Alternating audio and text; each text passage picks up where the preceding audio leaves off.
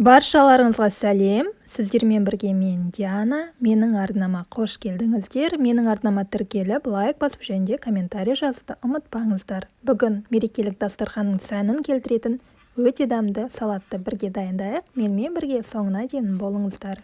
Ең алдымен піскен тауық етін осылай ұсақтап турап аламыз. Және де картопымызды да алдын ала пісіріп, оны үккіштің көмегімен өткізіп аламыз. Барлық керекті заттар описанияда жазылған, міндетті түрде оқып шығыңыздар, және де алдын ала пісіретін заттарымызды пісіріп алыңыздар. Және де сәбіз, оны да үккіштен өткіземіз. Келесі бізде жұмыртқа.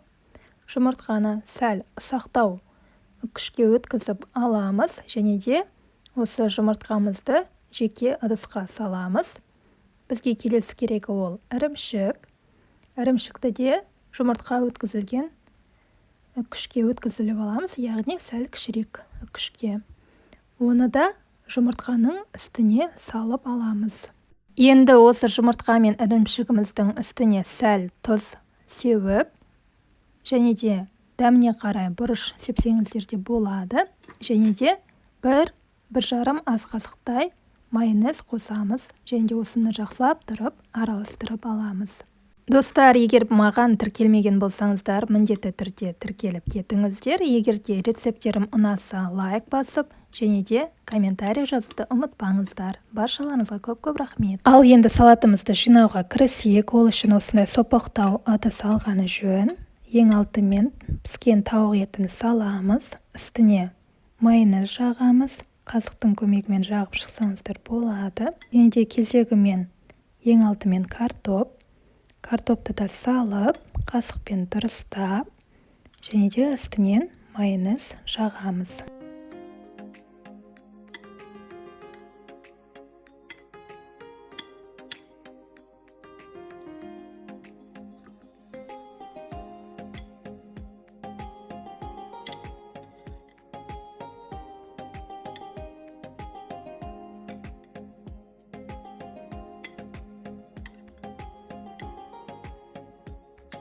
Бізде ол сәбізді де қасықтың көмегімен жақсылап тұрып дұрыстап алып, үстінен майонез жағып қоямыз.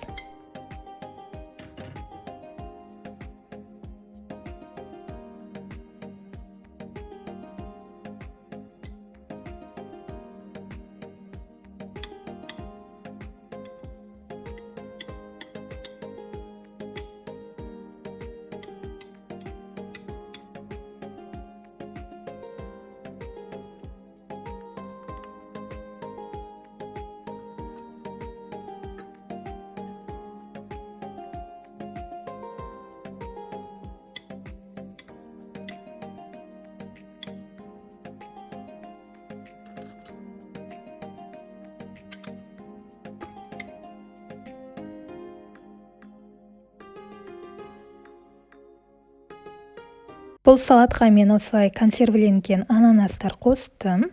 Менде бұл жерде бірден туралған түрі. Егер де бұндай түрі болмаса, турап осылай салып қойсаңыздар болады. Және де оны да жақсылап тұрып саламыз. Ананасымызды да қасықтың көмегімен жан-жағына әдемілеп тұрып саламыз.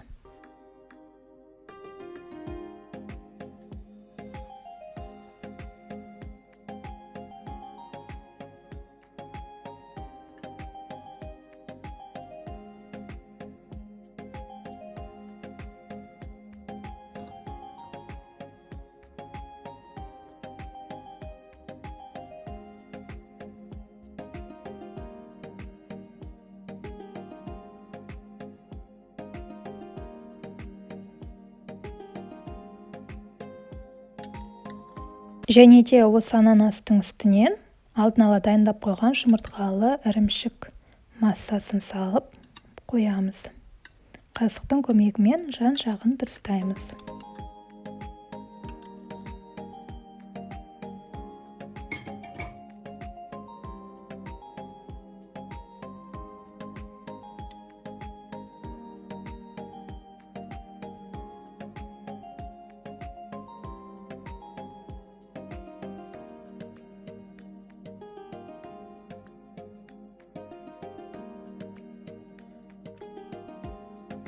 Енді келесі ол осындай жаңғақтар. Бұл жерде грек жаңғағы, оны сәл ұсақтап аламыз. Мен оқтаудың көмегімен ұсақтап алдым. Сіздер блендердің көмегімен де ұсақтап алсаңыздар болады, өз қалауларыңыз бойынша. Сәл грек жаңғағын алып, оны алдын ала қуырып алсаңыздар, тіпті өте дәмді болып шығады. Және де осылай ұсақтап аламыз.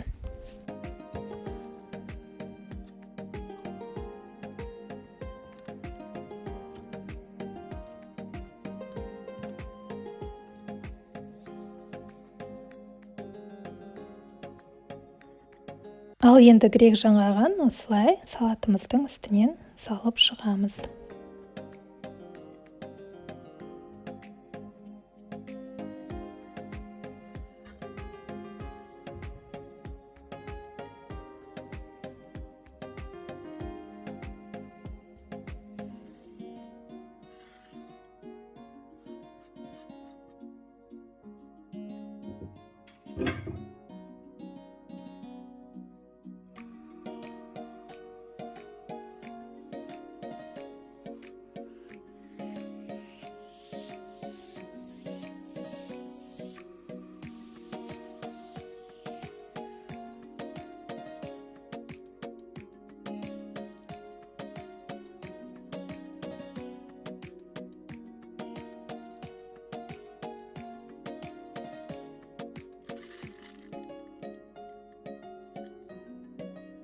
Және де кондитерлік мешокқа немесе салафанға сәл майонез құйып, оның шетін тесіп, осылай видеода көрсетілгендей сетка етіп жасаймыз. Көріп тұрғандарыңыздай бұл салат ананастың формасына ұқсайды. Сол ананастың формасы сияқты жасасаңыздар болады. Осылай әдемілеп тұрып шығамыз.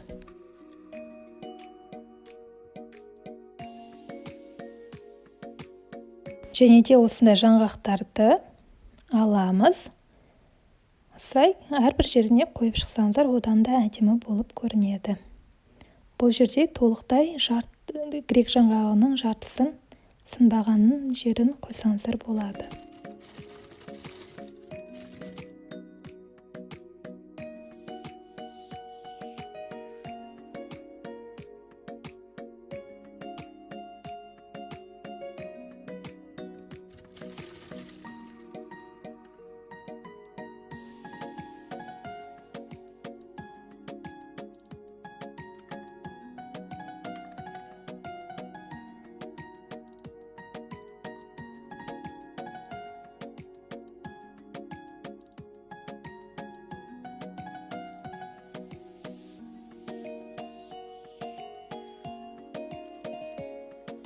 Ал енді шет-шетін сүртуді ұмытпаңыздар.